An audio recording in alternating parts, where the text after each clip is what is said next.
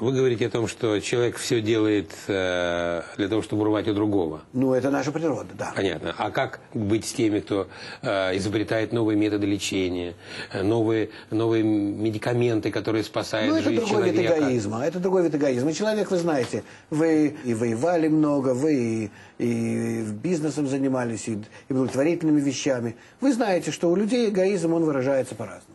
Это не имеет значения. Но дело не в этом. Дело в глобальном рассмотрении всех вопросов. Вот это надо включать нам сегодня в наш расчет. Мы не знаем, как этого сделать. Но мы стоим перед этой проблемой. Ну хорошо, вот вы говорите, не знаем, как сделать. Тогда как к этому поступиться? Воспитать людей, воспитывать постепенно людей, показывать им, что мир – это как один общий организм. Ну, куда мы делимся? А параллельно с этим что, ничего не делать? С кризисом ничего не делать? Перестать изобретать новые электронные приборы? Я вам сказал, нет, почему? Продолжайте делать все, что вы считаете нужным. Но если ваше уже направление будет на то, чтобы в итоге прийти к равновесию с природой, она уже будет к вам относиться сегодня доброжелательно. Вы будете уже пытаться идти...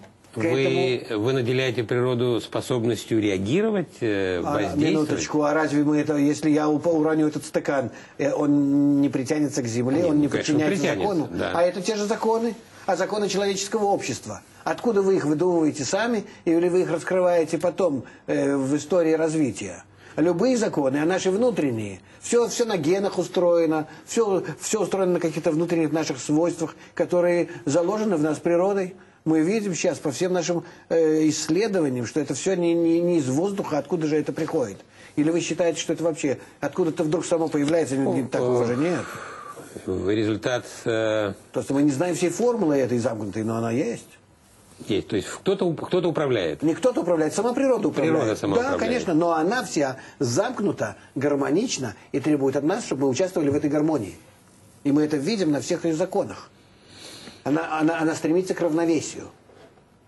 Давление, температура, все, что хотите. Мы с вами прекрасно понимаем, равновесие исключает действие. Для того, чтобы быть в равновесии, не нужно ничего делать. Более того, любое действие нарушает равновесие. Нет, потому как вы находитесь в эгоизме, противоположными ей, то ваше действие к равновесию, а это действие против вашего эгоизма. Тут таки как раз перед вами огромное поле работы.